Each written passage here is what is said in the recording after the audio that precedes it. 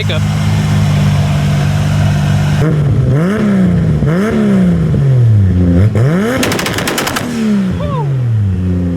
Was not ready for that one. I was not ready. I felt that one right in my chest. That, sir, right there is TRC approved, sir. Thank you, sir.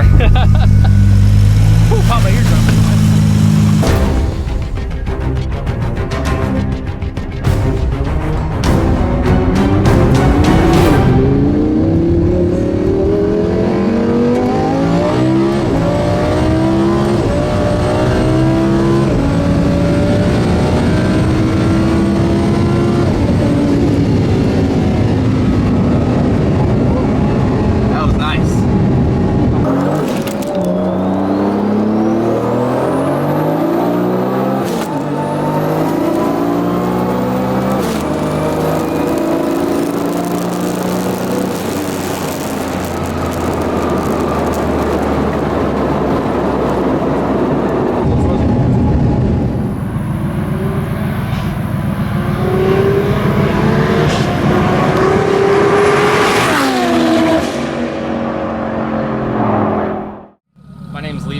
I got a 1993 Toyota Supra.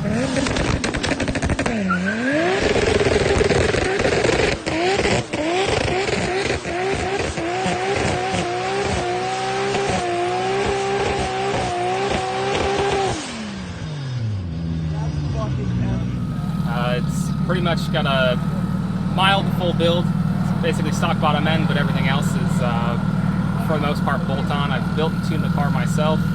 It's got AM Infinity standalone. It's got an upgraded fuel system. It's running on E85, just pump. It makes about 800 to the wheels.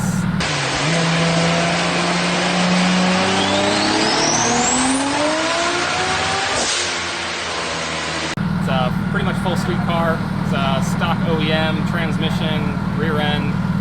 It does its thing. It's been a best of 991 at 139. Banging gears out here at Bradenton, so.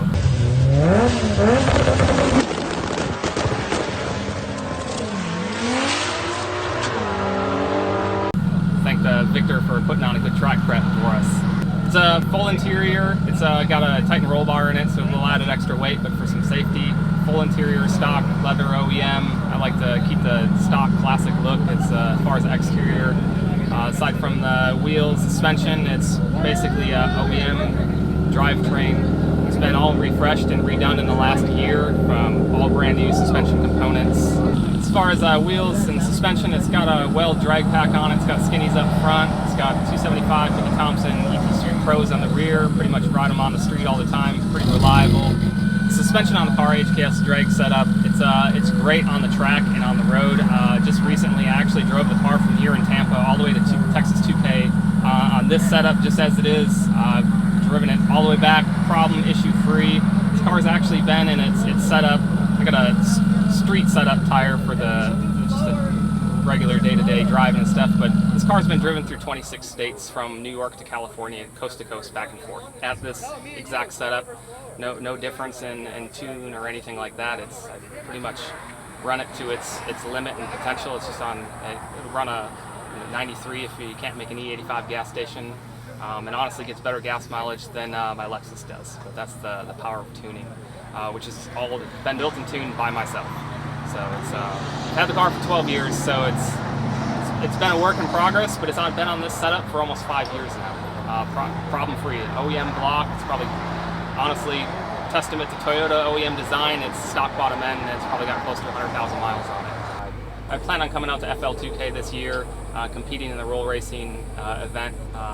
Hopefully, based on the field and the list of cars that are out there, I'm hoping to be pretty competitive in the street class, making the power level that I am. So hopefully maybe I'll make a few tweaks from now till then to make sure I'm in the top of that. But it should be a great time at FL2K this year.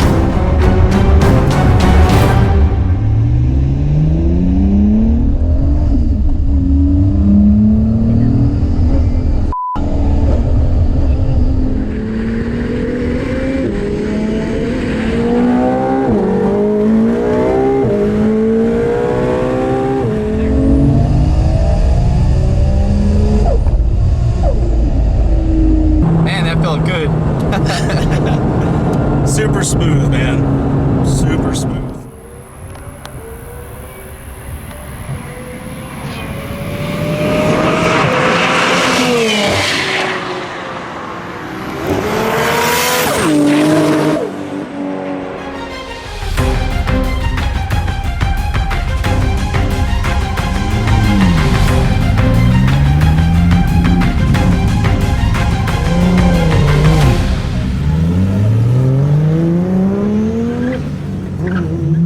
Test pass.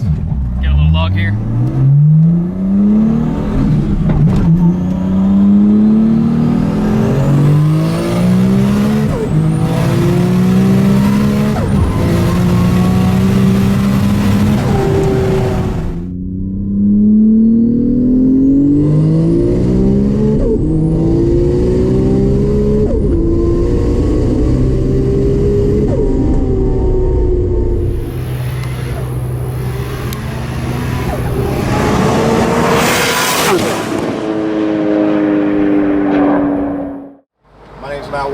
Head of sales for Induction Performance. This is my 1993 Toyota Supra. It's a pretty mild build. It has a R-Stage 2 bottom end in it. It has Manley Turbo Tough rods, diamond pistons, 10-to-1 compression, billet main caps. Has one of our really aggressive Stage 4 heads on it. Ferrea everything. Ferrea Comp Plus +1 valves. Beryllium copper seats. Really aggressive port work. It's got an older Precision 7680 turbocharger. Hypertune intake manifold, 6 injector dynamics ID 2000 injectors, the Weldon 6.5 gallon per minute or 6.8 gallon per minute mechanical fuel pump, our IG1A coil kit, love that, 6-speed transmission, Tilton triple carbon clutch, drive shaft shop 9-inch IRS suspension, weld wheels, PC forged wheels, tuned in-house, built in-house, all at Induction Performance, tuned by Alpha, the man, Motec M150, it's just a pretty mild street car, power steering, still has AC, still has full interior. I drove it here today. It's just a street car and one that I've had for half my life. I bought it in 2001, went out to El Paso, Texas with my dad to pick it up, and it's been with me ever since. But I fell in love with the Supra a little bit before that. Me and my family went to just a new car auto show at the local Tampa Autosports Convention Center, and I saw a 97 Supra sitting in the parking lot, and it just caught my eye.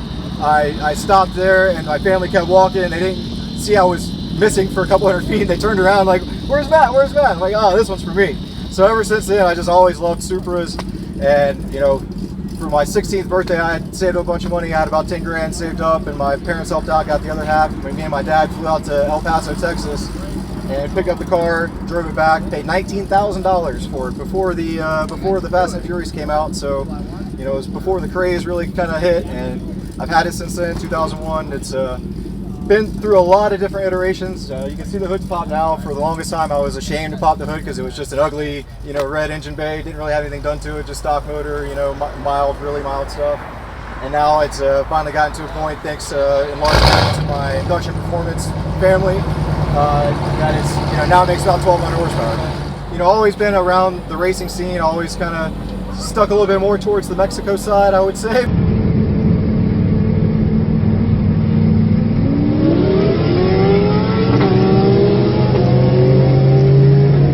But happy to be out here today with FL2K and TRC, getting ready for the FL2K event, doing some roll racing here on the track, keeping everything a little bit safer, a little bit more controlled.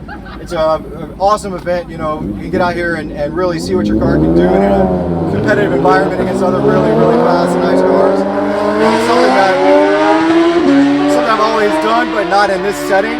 So to do it in this setting and have the organization and have guys like TRC and everybody out here is just phenomenal. For FL2K, I'll be doing the roll race at FL2K. I'm not sure exactly which class I'll fit into. The way the qualifying works, it'll all be done by speed.